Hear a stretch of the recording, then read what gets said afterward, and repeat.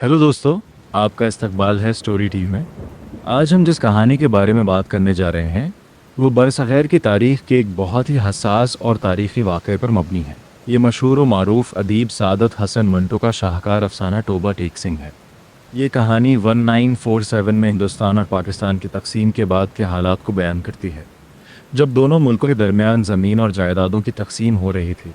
तो इसी दौरान हुकूमतों ने पागल खानों में बंद पागलों का भी तबादला करने का फ़ैसला किया। ये दास्तान सिर्फ़ एक पागल की नहीं है, बल्कि ये वतन से मोहब्बत, अपनी जड़ों से वाबस्तगी और सरहदों के नाम पर इंसानों के दिलों और उनकी शनाख्त पर लगने वाले ज़ख्मों का एक दर्दनाक और सच्चा अक्स है। तो आइए शुरू करते हैं कहानी टोबा टेक सिंह। तक़सीम हिंद के 2-3 साल बाद पाकिस्तान और हिंदुस्तान की हुकूमतों के दरमियान एक अजीब व गरीब फ़ैसला किया गया। तो ये पाया कि जिस तरह आम कैदियों का तबादला हुआ था, बिल्कुल इसी तरह दोनों मुल्कों के पागल खानों में बंद पागलों की भी अदला बदली की जाए। ये फ़ैसला अक्लमंदाना था या हिमाकत से भरा, इसके बारे में इंतज़ामी सतह पर कोई बहस नहीं हुई। हिंदुस्तान की तरफ ये क़ानून बना कि जिन मुसलमान पागलों के रिश्तेदार हिंदुस्तानी में हैं उन्हें वहीं रहने दिया जाएगा और बाकियों को सरहद पर भेज दिया जाएगा। लेकिन पाकिस्तान की तरफ सूरत हाल मुख्तलिफ थी। वहाँ के तकरीबन तमाम हिंदू और सिख फसादात और नकल मकानी के बायस पहले ही हिंदुस्तान जा चुके थे, इसलिए गैर मुस्लिम पागलों को रोके रखने का कोई जवाज़ नहीं बचता था। लिहाजा तमाम सिख और हिंदू पागलों को पुलिस की निगरानी में सरहद भेजने की फ़हरिस्तें तैयार की गईं। जब इस सरकारी तबादले की खबर लाहौर के मरकज़ी पागल खाने पहुँची तो वहाँ के मुकीम अफराद में एक अजीब व गरीब हलचल मच गई। जिन लोगों के जहन पहले ही दुनिया के मामूलात से कटे हुए थे, उनके लिए पाकिस्तान और हिंदुस्तान जैसे अल्फाज बिल्कुल बेमायना थे। एक मुसलमान पागल जो पिछले 12 सालों से रोज़ाना बाकायदगी से अखबार पढ़ता था, उससे उसके एक दोस्त ने पूछा कि मौलवी साहब, ये पाकिस्तान क्या होता है? मौलवी साहब ने बड़ी गहरी सोच और विचार के बाद जवाब दिया कि ये हिंदुस्तान में एक ऐसी जगह है जहाँ इस तरह बनते हैं। ये सुनकर उसका दोस्त बिल्कुल मुतमईन हो गया। एक सिख पागल ने दूसरे से परेशानी के आलम में पूछा कि सरदार जी, हमें हिंदुस्तान क्यों भेज रहे हैं? हमें तो वहाँ की बोल चाल और ज़बान भी नहीं आती। दूसरे ने पुरस्कार अंदाज में मुस्कुराते हुए जवाब दिया कि मुझे हिंदुस्तानी ज़बान आती है। हिंदू बड़े शैतान और मोजी लोग होते हैं जो हमेशा अकड़ कर चलते हैं। एक और मुसलमान पागल ने गुस्ल खाने में नहाते हुए इतने शदीद जोश से पाकिस्तान जिंदाबाद का नारा लगाया कि उसका पाँव फिसला। वो सर के बल ज़मीन पर गिरा और बेहोश हो गया। पागल खाने में कुछ ऐसे कातिल भी थे जिनके अमीर घर वालों ने रिश्वतें देकर उन्हें फांसी से बचाने के लिए पागल खाने में दाखिल करवा दिया था। वो लोग सियासत और दुनियावी बातों को थोड़ा बहुत समझते थे। उन्हें मालूम था कि मोहम्मद अली जिन्ना नाम के एक रहनुमा हैं जिन्हें कायद आज़म कहते हैं, और उन्होंने मुसलमानों के लिए एक अलग मुल्क पाकिस्तान बनाया है।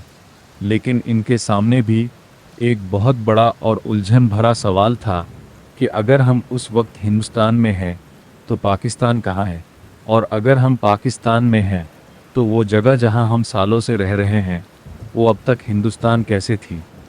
एक पागल इस जोग्राफियाई और सियासी चक्कर में इतना उलझा कि सहन में मौजूद एक बड़े दरख्त पर चढ़कर बैठ गया। जब गार्ड्स ने इसे नीचे उतरने को कहा तो उसने जवाब दिया कि मैं ना पाकिस्तान में रहूँगा और ना हिंदुस्तान में, मैं इसी दरख्त पर रहूँगा। जब उसे बड़ी मुश्किल से नीचे उतारा गया तो वो अपने हिंदू और सिख दोस्तों के गले लगकर ज़ारो कतार रो पड़ा, क्योंकि उसे दुख था कि उसके दोस्त उसे छोड़कर जा रहे हैं। एक एमएससी डिग्री होल्डर साबिक रेडियो इंजीनियर जो आमतौर पर खामोश रहता था, तबादले की खबर सुनते ही नंगा होकर पूरे सहन में दौड़ने लगा। एक और मोटा मुसलमान मरीज़ जिसने ख़ुद को मोहम्मद अली जिन्ना करार दे दिया था, उसके जवाब में एक सिख पागल ने ख़ुद को मास्टर तारा सिंह कह दिया। इंतज़ामिया ने खून खराबा रोकने के लिए दोनों को अलग अलग कोठरियों में बंद कर दिया। इस तमाम हंगामे और उलझन के मरकज़ में एक सिख पागल था जिसका नाम बिशन सिंह था, लेकिन सब उसे उसके गांव के नाम से टोबा टेक सिंह कहते थे। वो ज़मींदार ख़ानदान से ताल्लुक़ रखता था और 15 साल से पागल खाने में बंद था। उसकी अजीब बात यह थी कि वो 15 सालों में एक लम्हे के लिए भी नहीं सोया था और ना कभी लेटा था। वो मुसलसल खड़ा रहता था, जिसकी वजह से उसके पाँव और टांगें सूज चुकी थीं। वो दिन रात एक बेमानी और मखसूस जुमला बोलता रहता था, ओपरी गड़गड़ दी एनेक्स दी बेध्यान ओ मुँह दी दाल ऑफ दी लालटी। जब से तबादले की खबर आई थी اس نے اپنے اس جملے کے آخر میں آف دی پاکستان گورنمنٹ کہنا شروع کر دیا تھا۔ اس کا صرف ایک ہی جنون تھا کہ وہ یہ معلوم کرے کہ اس کا گاؤں ٹوبہ ٹیک سنگھ کہاں واقع ہے، پاکستان میں یا ہندوستان میں۔ وہ پاگل خانے کے ڈاکٹروں، گارڈز اور دیگر مریضوں سے بار بار پوچھتا، لیکن کسی کے پاس بھی اس کے سوال کا کوئی واضح جواب نہیں تھا۔ دن گزرتے گئے اور تبادلے کا وقت قریب آتا گیا۔ بشن سنگھ کی بے چینی میں مسلسل اضافہ ہو رہا تھا، کیونکہ کوئی بھی اسے یہ نہیں بتا پا رہا تھا کہ اس کا گاؤں ٹوبہ ٹیک سنگھ پاکستان میں ہے یا ہندوستان میں۔ ایک دن اس کا ایک پرانا مسلمان دوست فضل دین اس سے ملنے پاگل خانے آیا۔ فضل دین اس کے گاؤں ٹوبہ ٹیک سنگھ سے آیا تھا اور اس کے لیے کچھ پھل اور مٹھائی لایا تھا۔ بشن سنگھ نے اپنے دوست کو دیکھتے ہی پہچان لیا، لیکن اس کے منہ سے وہی سوال نکلا کہ ٹوبہ ٹیک سنگھ کہاں ہے۔ فضل دین نے اسے بتایا کہ اس کا خاندان، بیٹی اور دیگر تمام لوگ خیر و عافیت سے ہندوستان منتقل ہو چکے ہیں، کیونکہ وہاں کے حالات خراب ہو گئے تھے۔ فضل دین نے بشن سنگھ کو بتایا کہ ٹوبہ ٹیک سنگھ اپنی جگہ پر ہی موجود ہے اور وہ پاکستان میں آ گیا ہے۔ یہ سن کر بشن سنگھ کے ذہن میں عجیب الجھن پیدا ہوئی اور اس نے اپنے روایتی جملے میں آف دی پاکستان گورنمنٹ کے ساتھ آف دی ٹوبہ ٹیک سنگھ بھی کہنا شروع کر دیا۔ بالآخر وہ دن بھی آ گیا جب تمام ہندو اور سکھ پاگلوں کو بسوں میں بھر کر واہگہ بارڈر پر لایا گیا۔ موسم بہت سخت اور سرد تھا۔ دونوں ممالک کے پولیس افسران، ڈاکٹرز اور حکام بارڈر پر موجود تھے تاکہ کاغذی کارروائی اور تبادلے کے عمل کو پورا کیا جا سکے۔ ایک ایک کر کے پاگلوں کو بسوں سے اتارا جا رہا تھا اور کاغذی چیکنگ کے بعد دوسری طرف بھیجا جا رہا تھا، لیکن پاگلوں کو سنبھالنا انتہائی دشوار تھا۔ کوئی کپڑے پھاڑ کر ننگا ہو رہا تھا، کوئی نعرے لگا رہا تھا اور کوئی دوسری طرف جانے سے صاف انکار کر رہا تھا۔ بارڈر پر عجیب ہنگامہ اور چیخ پکار کا عالم تھا۔ جب بشن سنگھ کی باری آئی اور اس سے کاغذی کارروائی کے لیے سوالات کیے گئے تو اس نے پاکستانی افسر سے پوچھا کہ ٹوبہ ٹیک سنگھ کہاں ہے۔ افسر نے ہنس کر جواب دیا کہ وہ پاکستان میں ہے۔ یہ سنتے ہی بشن سنگھ نے آگے بڑھنے سے انکار کر دیا۔ اس نے کہا کہ اگر ٹوبہ ٹیک سنگھ پاکستان میں ہے تو وہ ہندوستان نہیں جائے گا، اور اگر وہ اس وقت پاکستان میں ہے تو اسے اپنے گاؤں کیوں نہیں بھیجا جا رہا۔ افسران نے اسے سمجھانے اور دھکیل کر ہندوستان کی سرحد کی طرف بھیجنے کی کوشش کی، لیکن بشن سنگھ اپنی جگہ سے ایک انچ بھی ہلنے کو تیار نہ ہوا۔ وہ 15 سال سے مسلسل کھڑا رہا تھا اور اس کی ٹانگیں سوجی ہوئی تھیں، لیکن اس وقت اس کے جسم میں نہ جانے کہاں سے اتنی طاقت آ گئی تھی کہ چند افسران مل کر بھی اسے ہلا نہ سکے۔ اس نے دونوں ملکوں کے درمیان کی اس زمین پر اپنے قدم جما لیے جو کسی بھی ملک کی ملکیت نہیں تھی، جسے نو مینز لینڈ نو مینز لینڈ کہا جاتا تھا۔ افسران نے سوچا کہ یہ ایک ضدی پاگل ہے، اسے فی الحال وہیں کھڑا رہنے دیا جائے اور باقی پاگلوں کا تبادلہ مکمل کیا جائے۔ چنانچہ کام جاری رہا اور بشن سنگھ دونوں سرحدوں کے درمیان خاردار تاروں کے پاس خاموش کھڑا رہا۔ رات گزر گئی اور صبح کے سورج نکلنے سے ذرا پہلے اچانک بشن سنگھ کے حلق سے خوفناک اور دردناک چیخ نکلی۔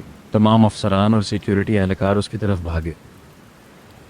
15 سالوں میں پہلی بار وہ آدمی جو کبھی نہیں سویا تھا اور کبھی نہیں لیٹا تھا، اپنے منہ کے بل زمین پر گر چکا تھا۔